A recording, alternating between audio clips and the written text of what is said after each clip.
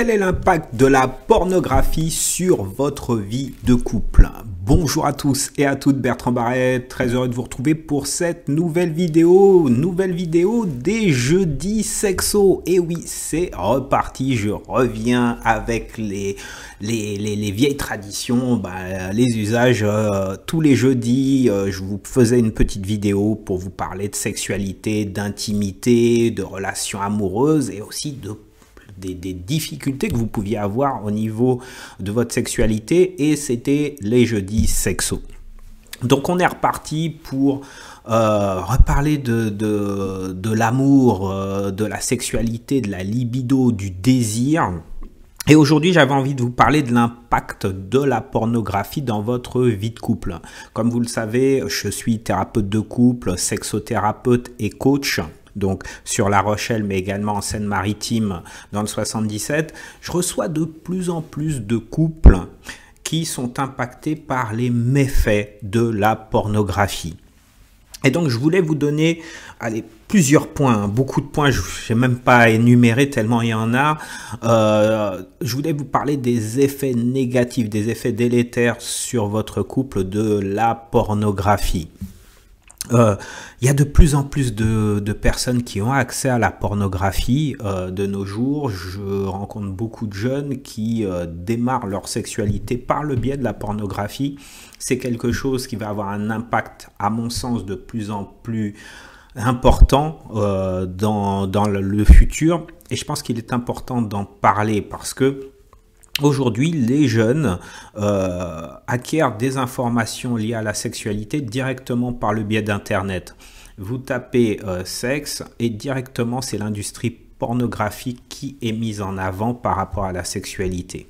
Et il n'y a plus d'éducation sexuelle. D'ailleurs, on n'en a jamais vraiment eu. C'était une éducation sexuelle liée à la reproduction. Aujourd'hui, la pornographie vous donne une vision de la sexualité qui est complètement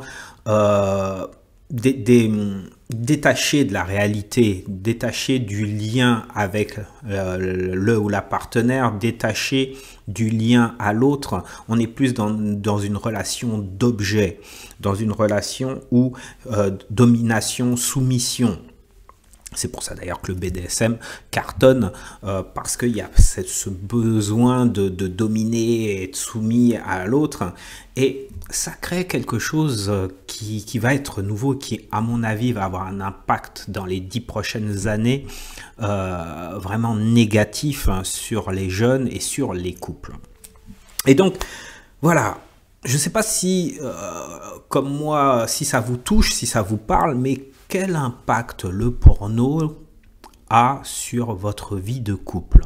Est-ce que vous vous retrouvez, peut-être mesdames, avec un homme que vous avez pris sur le fait à regarder de la pornographie? Est-ce que vous avez l'impression que parfois vous êtes objetisé parce que votre compagnon a des envies qui ne sont pas forcément des envies qui vous font plaisir à vous, mais des envies qui sortent tout droit des films de porno?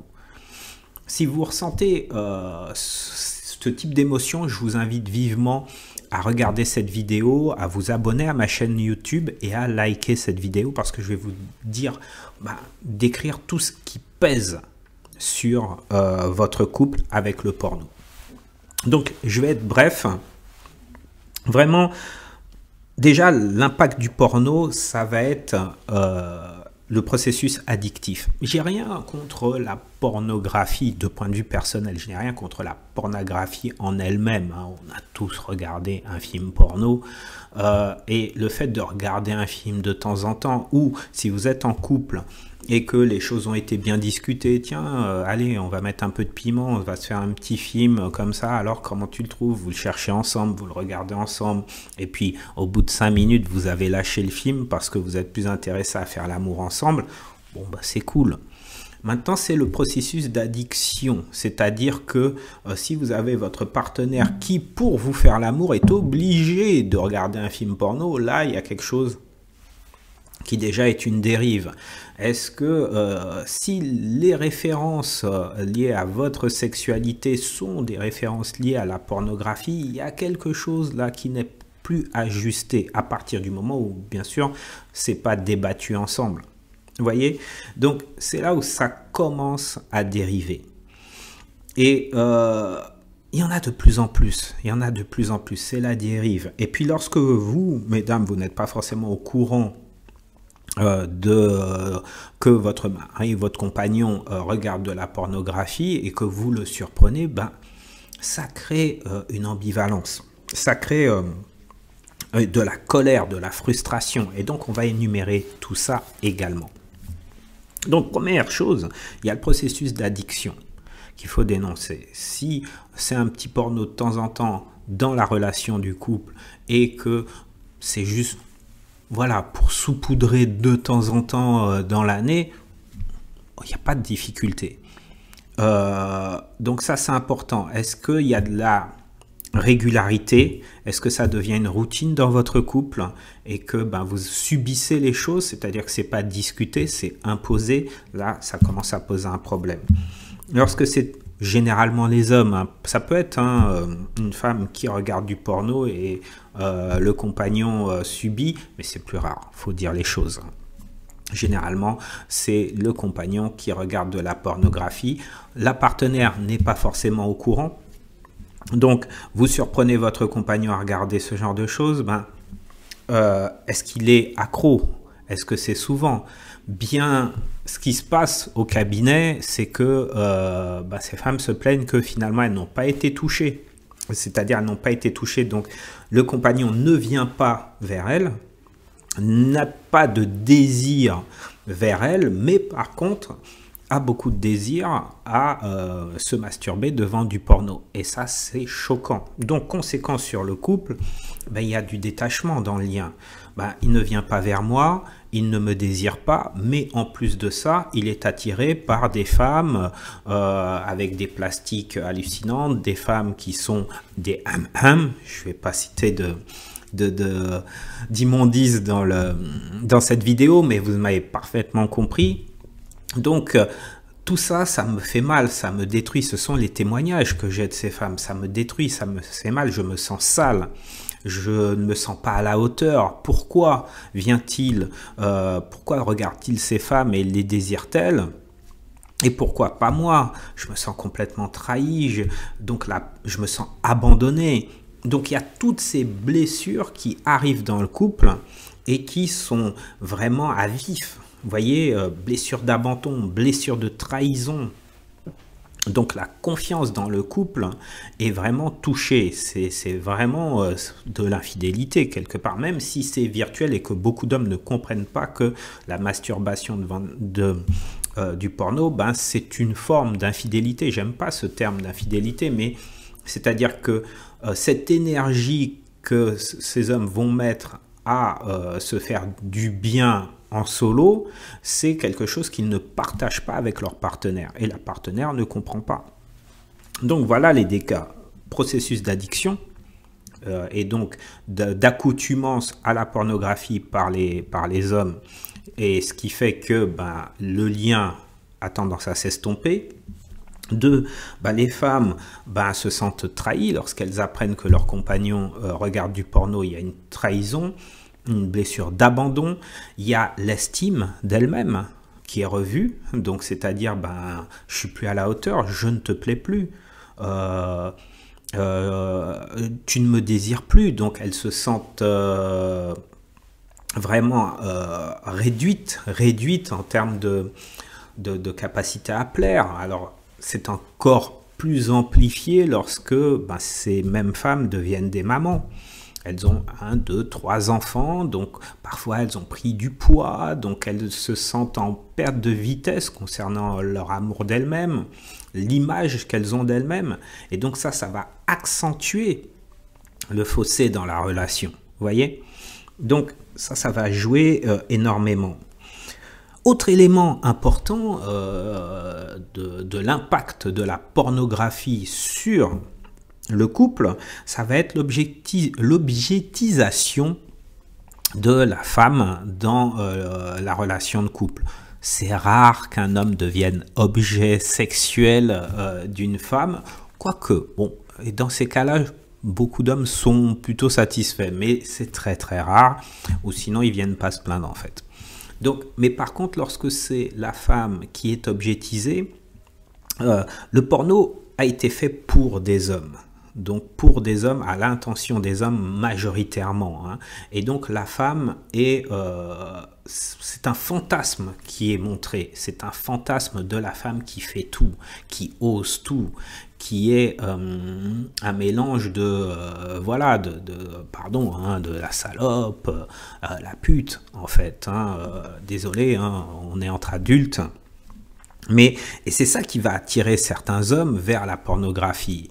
Ils peuvent s'autoriser à imaginer avec ces femmes des choses qu'ils n'oseraient pas imaginer avec leurs propres femmes, qui sont aussi parfois la mère de leurs enfants.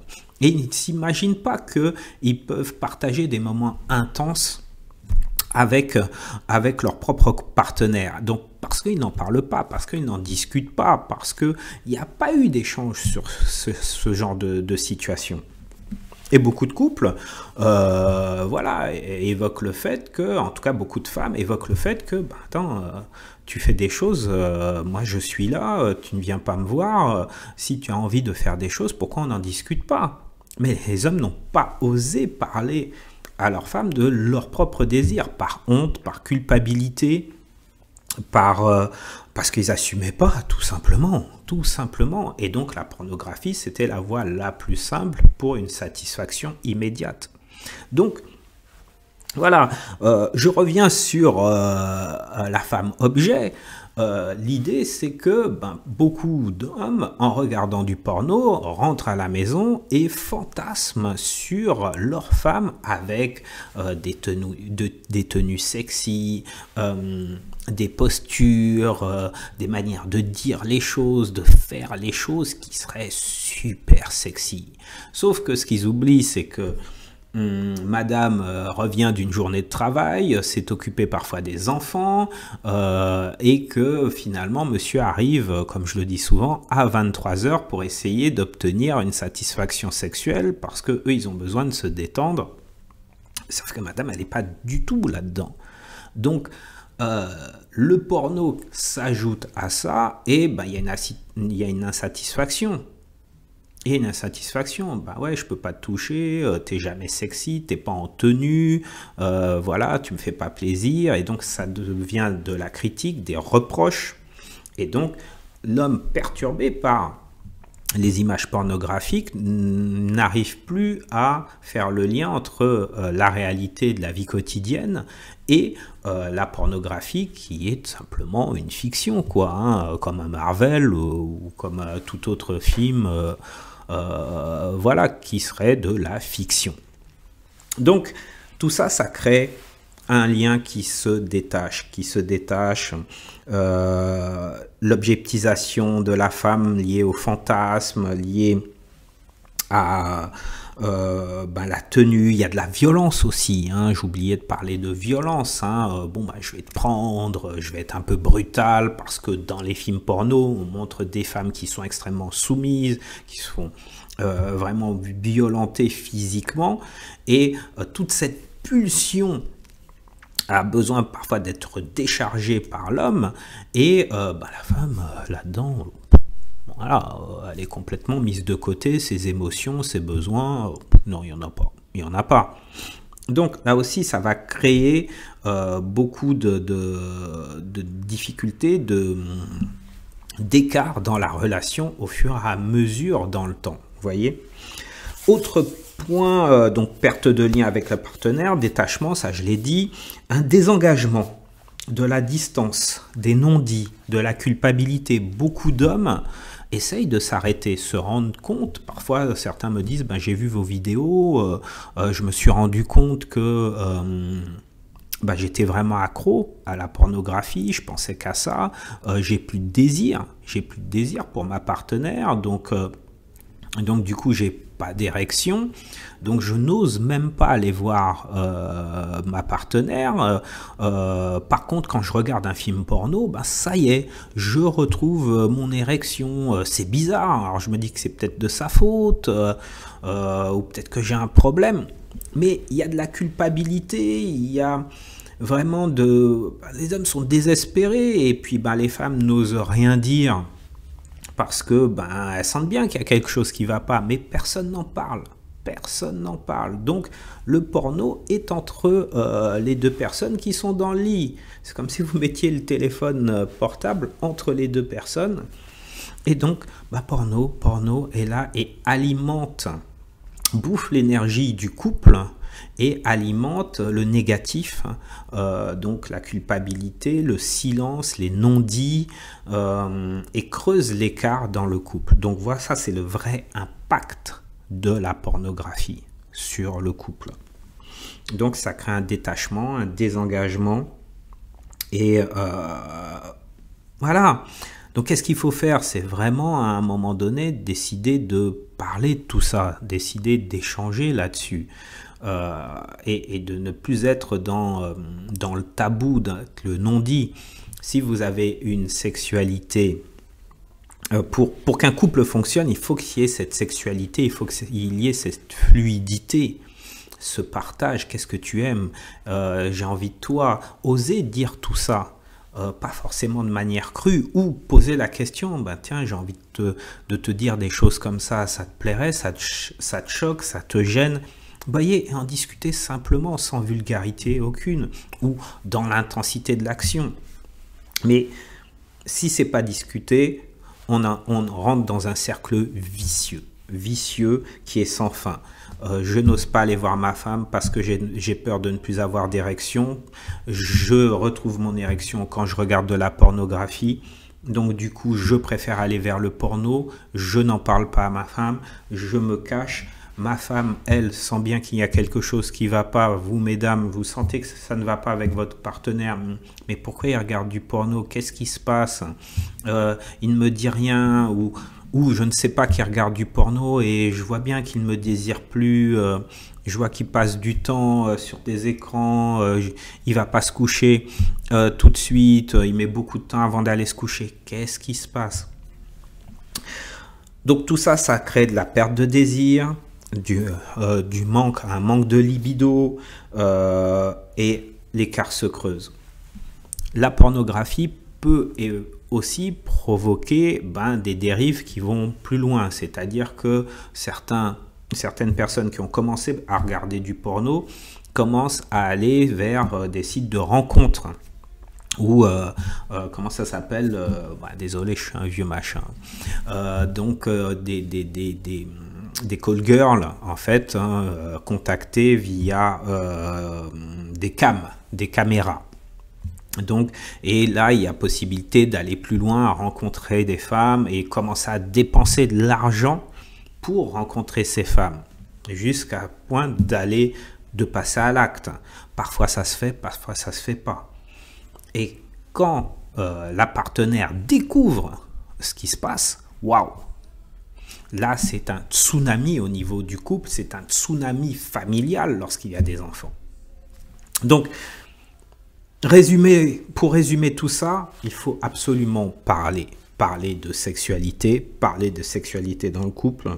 Si, messieurs, vous regardez cette vidéo et que vous sentez que vous faites partie de ces hommes qui ont du mal à quitter le porno, qui ont du mal à lâcher l'affaire avec l'emprise du porno, et qui ont des difficultés de désir, d'érection, j'ai un programme qui s'appelle Booster de Libido, j'ai un autre programme qui s'appelle C'est la faute du porno, et qui est là pour vous aider à prendre conscience de l'impact de la pornographie sur votre libido, sur votre sexualité, de l'impact de la pornographie sur votre désir, votre érection, sur votre couple également. Donc, mesdames, si vous regardez cette vidéo et que vous vous sentez touché parce que votre partenaire ne vous désire plus et n'a pas vraiment d'érection, il est possible qu'il ait tendance à se satisfaire par le biais du virtuel. Peut-être que vous vous sentez sali, trahi.